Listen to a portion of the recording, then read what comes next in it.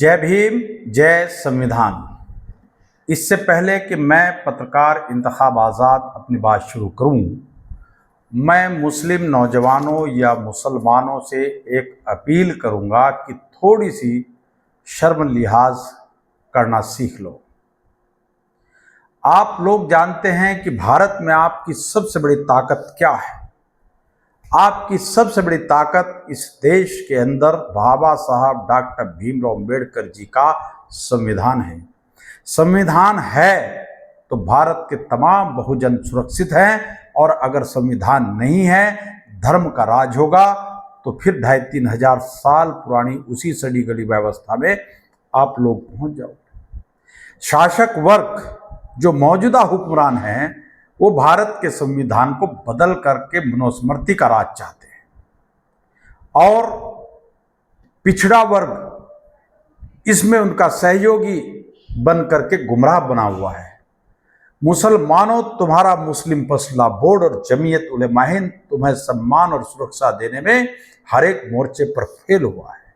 अगर ऐसे में भारत के संविधान की कोई रक्षा कर रहा है, अपनी जान हथेली पर रखकर, जुल्म ज्यादती का शिकार होकर, अगर शासक वर्ग की आंखों में आंखें डालकर भारत के संविधान की कोई रक्षा कर रहा है, वह है भारत का मूल निवासी समाज, जिसको हम अनुसूचित समाज कहते हैं, अनुसूचित जाति, अनुसूचित जनजाति, या आजकल की भाषा में हम दलित समाज कहते हैं।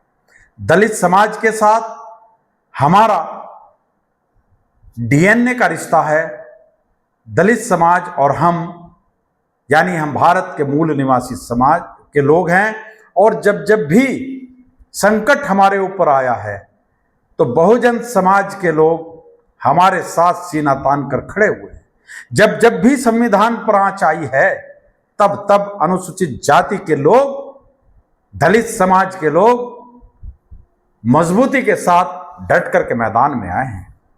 अगर आज हम नासमझी में अपने डीएनए के भाइयों के साथ किसी भी तरह का कोई झगड़ा करेंगे, तो ये देश के संविधान के लिए खतरनाक साबित होगा। मैं बात कर रहा था आलमपुर गांव की। उत्तर प्रदेश के जिला सहारनपुर में घाड़ क्षेत्र में गांव पड़ता है आलमपुर। वहां पर बीते दिन एक हमारे दलित साथी की, भाई की बारात चढ़ रही थी।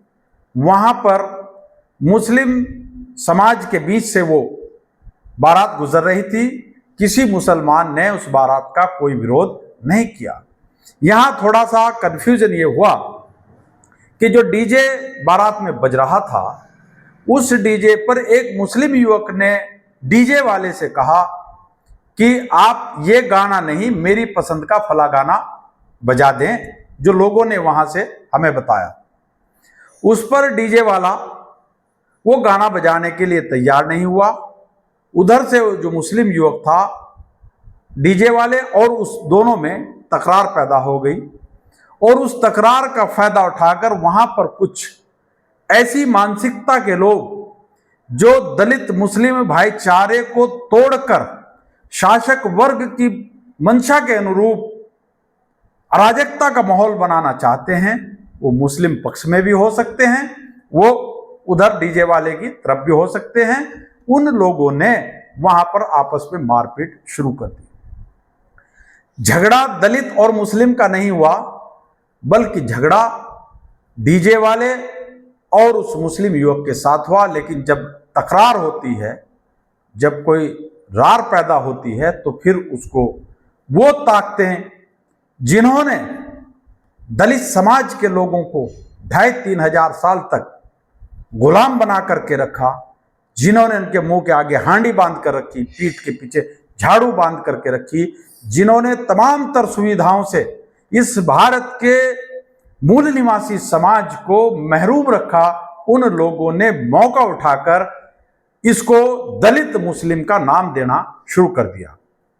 मैं भारत के आलमपुर, सहारनपुर आलमपुर के नहीं, भारत के तमाम मुसलमानों से ये अपील करता हूं, ये आह्वान करता हूं कि अगर कहीं भी बाबा साहब की जयंती निकलती हो, कहीं पर भी संत शिरोमणि गुरु रविदास जी की जयंती निकलती हो, कहीं पर भी हमारे अनुसूचित जाति के भाई अपनी बारात लेकर जाते हों, आप उसमें सहयोगी बनकर अपने इंसानियत का परिचय देते हुए अपने डीएनए के भाई की बारात को, उस जयंती को बड़े प्यार और मोहब्बत से शांतिपूर्वक तरीके से आगे आकर, आगे बढ़कर हाथ में झंडा लेकर के उसको निकलवाएं, उसका सहयोग करें, उसकी मदद करें, क्योंकि वो हमारा भाई है। ये लोग तो बहुत सारे हैं जो हमारे अनुसूचित जाति के नौजवानों को कुएं से पानी भरने पर मार देते हैं, घोड़ी पर चढ़ते ही उसकी हत्या कर देते हैं, मंदिर में घुस गया तो उसको मार देते हैं। फिर उन लोगों में, उन ताकतों में और आप लोगों की जहालत में क्या कमी रह गई? इसलिए तमाम अनुसूचित जाति के लोग हमारे डीएनए के भाई हैं और उनका और हमारा डीएनए एक है, हम सब एक हैं। अगर इस तरह की कहीं पर भी कोई घटना घटती है तो गांव के, शहर के जिम्मेदार लोगों को आगे आकर उन लोगों की मदद करनी है और शांतिपूर्वक तरीके से आगे आकर उनके कार्यक्रम में शामिल होकर कानून व्यवस्था का पालन करते हुए उनकी मदद करनी है। अगर कहीं जरूरत पड़े तो पुलिस प्रशासन का भी सहयोग करे, लेकिन कहीं भी आज के बाद ऐसी नौबत नहीं आनी चाहिए कि किसी मुसलमान ने अपने डीएनए के भाई अनुसूचित जाति के लोगों की, दलितों की कहीं जयंती पर रोकने का प्रयास किया, कहीं उनकी बारात को रोकने का प्रयास किया, तो शायद ये आपके लिए बेहद आत्मघाती कदम होगा। क्योंकि देश का संविधान है तो आप सुरक्षित हैं, और संविधान के तहफ्फुज के लिए अगर आज की तारीख में कोई खड़ा है तो हमारा अनुसूचित जाति का भाई बड़ी मुस्तैदी के साथ परचम हाथ में लेकर के खड़ा है।